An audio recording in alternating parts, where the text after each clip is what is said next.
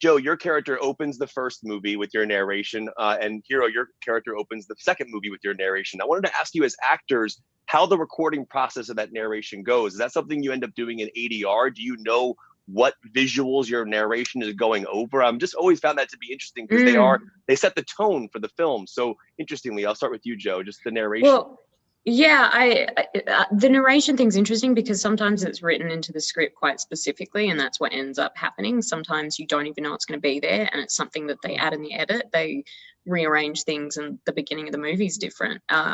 Or sometimes you have a general guideline, and but there's a lot of mixing around. And with my experience narrating on the first film, you go into an ADR studio and the lines were in the script, but they changed a bit on the day, and then you do them like a million different ways, and then they cut together the ways that they want, and they direct you.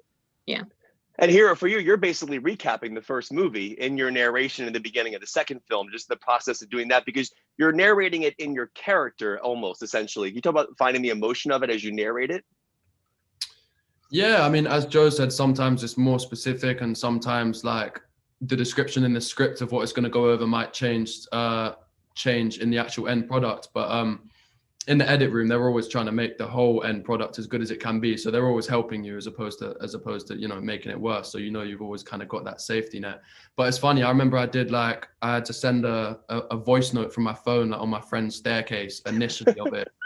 And then, as I say, I think a lot of the time it's just constantly evolving. So sometimes if the shots change or they don't get one or they need to add something else, it's kind of constantly evolving, and you just trust the process and trust the edit, and they will make it look great in the end. One thing I find interesting about the idea of after is it's before you meet somebody and then after you meet that person, and kind of how your life changes. And then you've now played these characters in 2 films. I'm interested to know, just in general, you're personally on your own lives, how the characters have affected you outside of the film. Do you take aspects of Tessa or Hardin with you, just like pieces of them? Like, I'll start with you, Joe, as part of your life personally changed because of playing Tessa? Yeah, and I think that's more the behind the scenes stuff, to be honest. When I was never in a movie where you had to be in every scene before in the first film, and that's just, you learn so much from having to do that. So I think behind the scenes there's lots of things that I've taken and that have changed, and with her character specifically, I'm not sure. I think I'm probably, sometimes you have a better understanding of things when you have perspective.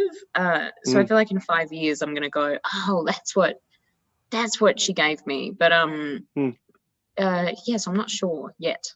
Yeah, and for you, Hero, anything particular that changed?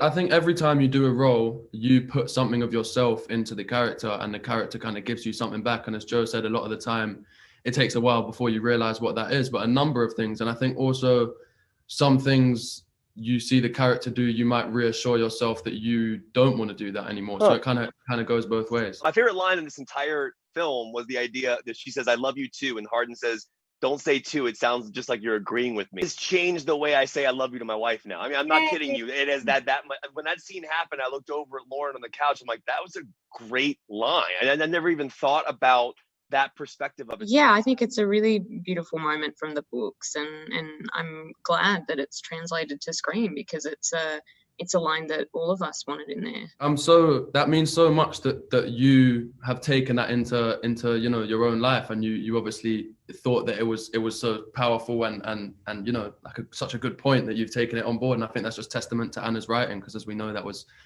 from the book. So that's great to hear.